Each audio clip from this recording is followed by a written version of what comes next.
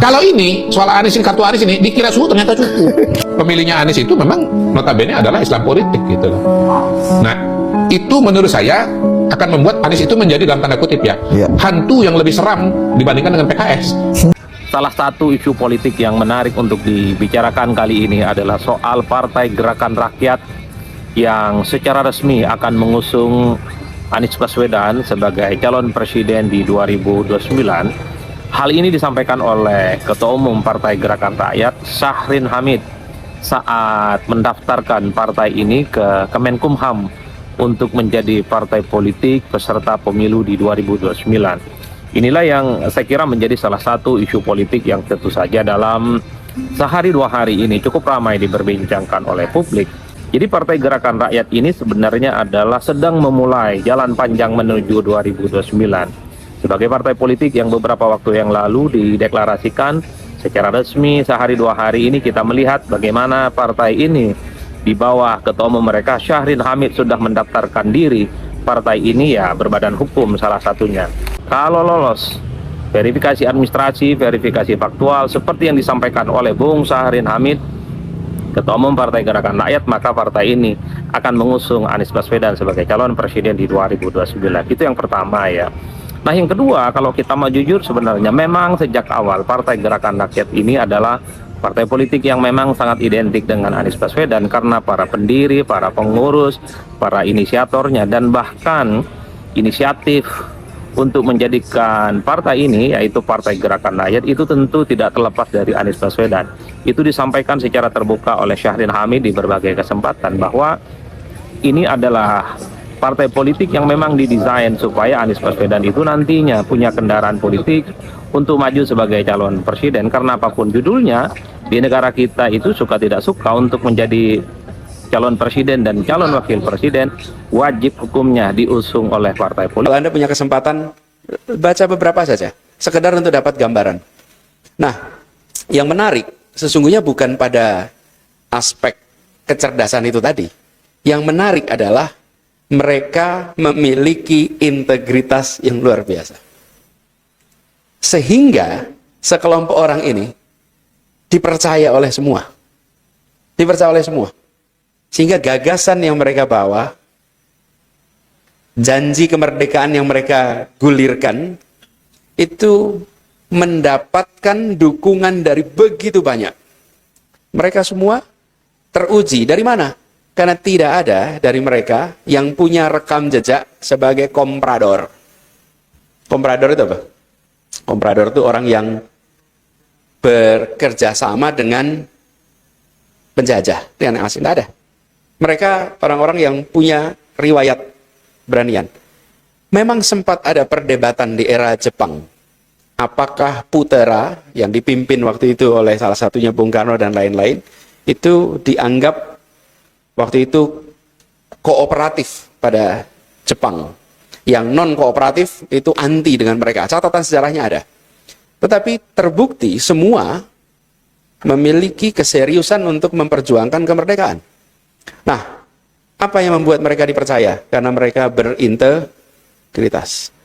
Dan karena mereka berintegritas itu, maka gagasan yang mereka bawa diterima hampir tanpa syarat. Di seluruh Indonesia. Hampir tanpa syarat. Dan kita punya kisah-kisah semi anekdotal tentang para pendiri republik. Teman-teman, saya sering istilahkan ini pendiri republik, karena ada yang sering menggunakan istilah pendiri bangsa. Nah, bukan. Kalau bangsa kita, saya nggak tahu siapa pendirinya. Tapi kalau republik, kita tahu siapa pendirinya. Jadi, jangan kita menyebut sebagai pendiri bangsa, tapi pendiri republik.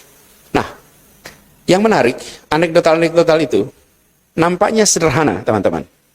Tetapi, itu memperkuat narasi tentang integritas yang ada di kelompok founding fathers of our republic. Apalagi ketika republik ini pindah dari Jakarta ke Jogja. Dan akibat perpindahan itu muncul UII ini. Gitu. Karena dulu sekolah tinggi Islam mulainya di Jakarta ya. Tapi kemudian didirikan di UI karena para pendiri republik semuanya pindah ke Jogja. Ya teman-teman semua, mereka yang berpindah, mereka yang jalan ke sini, semuanya memiliki ciri tentang kesederhanaan di dalam keseharian. Jogja beruntung, karena Jogja menjadi saksi sejarah kelompok satu generasi berintegritas ini kembali, berada di kota ini dalam waktu yang cukup panjang.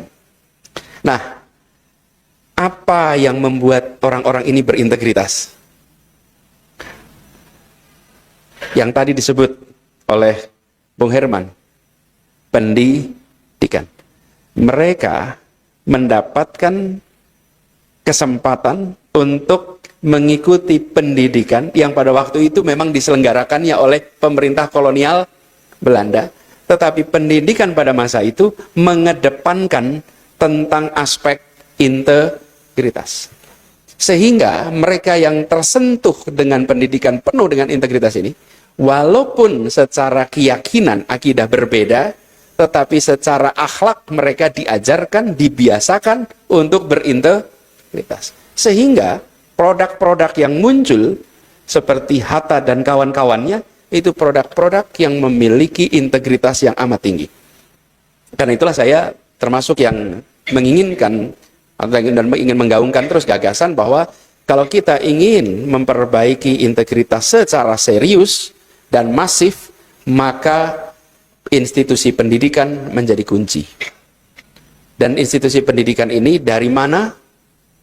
Jenjang yang harus dikerjakan ketika bicara tentang pendidikan integritas, maka jenjang pendidikannya adalah pendidikan mana kira-kira teman-teman? Kalau integritas itu pendidikan tinggi, SMA, atau SMP, atau SD, atau TK, atau preschool. Teman-teman, 0 sampai 5. 0 sampai 5 adalah fase paling dasar untuk kita menumbuhkan karakter-karakter utama. Dan pendidikan terpenting secara return on investment adalah pendidikan usia dini. Ini bukan kata Anies. Ini kata penerima hadiah Nobel Ekonomi, namanya James Heckman. James Heckman memberikan argumen kenapa pendidikan paling penting itu pendidikan dasar. Nah, disinilah pentingnya penumbuhan nilai-nilai integritas di usia yang amat dini. Tapi kalau sudah terlanjur kuliah, ya nggak, it's better late than never. Oke, lebih baik terlambat daripada tidak. Jadi ketika sampai sudah kampus, jenjang kampus, maka penting sekali di institusi pendidikan lagi-lagi mengedepankan tentang integritas. Nah, integritas ini, apa sih sebetulnya integritas itu? Apakah integritas itu artinya jujur? Jujur adalah bagian dari integritas. Tapi tidak semua yang jujur itu berintegritas. Integritas itu dari katanya saja integrasi, utuh. Integrated itu tadi utuh. Utuh antara apa? Utuh antara pikiran sampai perbuatan. Utuhnya dengan apa? Utuhnya dengan nilai-nilai kebaikan. Dan utuhnya dengan apa? Nilai-nilai yang diyakini kebenarannya. Jadi jujur saja itu nggak cukup, teman-teman. Nggak cukup. Kita sering menemukan ketua perampok yang jujur. Boleh nggak dibilang mereka berintegritas? Tidak bisa. Dia menceritakan secara jujur bahwa barusan saja melakukan tindakan kriminal A, B, C, D, F, G. Apa dia bisa dikatakan integritas? Tidak. Tapi dia bisa dikatakan dia sedang jujur. Nah, berintegritas itu artinya sama dengan nilai yang diyakini kebenarannya. Dan sejalan dengan kepentingan publik. Kalau tidak seperti itu, maka dia tidak dikatakan. Halo teman-teman, jumpa bersama saya di Politik Dangi. Ya, ini semakin luar biasa teman-teman. Bagaimana di tahun politik kali ini ya, bagaimana panasnya suhu politik teman-teman. Dan di sini kalau kita melihat ya, para elit sudah mulai berkampanye, ya, sudah mulai keliling, sudah mulai mencuri hati masyarakat, menjual janji dan sebagainya. Dan ini ya biasa saja sebenarnya. Dan kalau kita melihat bagaimana gebrakan Anies Baswedan, teman-teman, ini nggak kaleng-kaleng. Beliau juga sedang memainkan politik, ya kan. Sama seperti Jokowi misalnya keliling Indonesia, teman-teman. Dan ini sangat menarik. Pilpres 2029 kali ini memang agak cukup berat ya. Karena apa? Karena tentu saja dengan adanya Prabowo sebagai petahana, ini pasti menyulitkan elit-elit yang lain, teman-teman. Namun, kalau kita melihat elektabilitas dari survei kepuasan masyarakat terhadap pemerintahan Prabowo yang turun drastis, ini menjadi warning sebenarnya untuk Prabowo bahwa 2029 ya bisa saja ia kalah ya kan. Dan menurut saya apa yang dilakukan oleh Anies per hari ini adalah sangat luar biasa sebenarnya. Seorang tokoh yang fenomenal ya, bukan pejabat publik tapi mampu masih menyala, bertahan. Dan kalau kita melihat bagaimana gebrakan Anies, sungguh membuat para elit pasti ketar-ketir ya kan. Dan lawan Anies memang cukup berat kali ini, tapi bagaimana kecerdikannya ya kan, membangun partai politik ini nggak main-main. Ini adalah taktik, taktik yang dipersiapkan oleh Anies.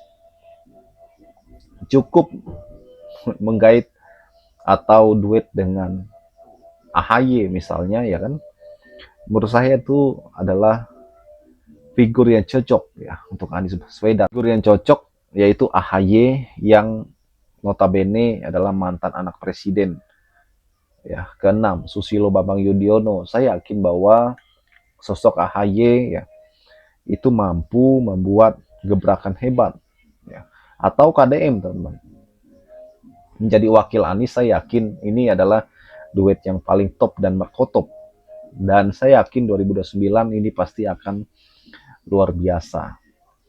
Dan kalau kita melihat bagaimana persiapan Anies ini sudah dimulai ya kan, bagaimana menurut kalian? Kita diskusi di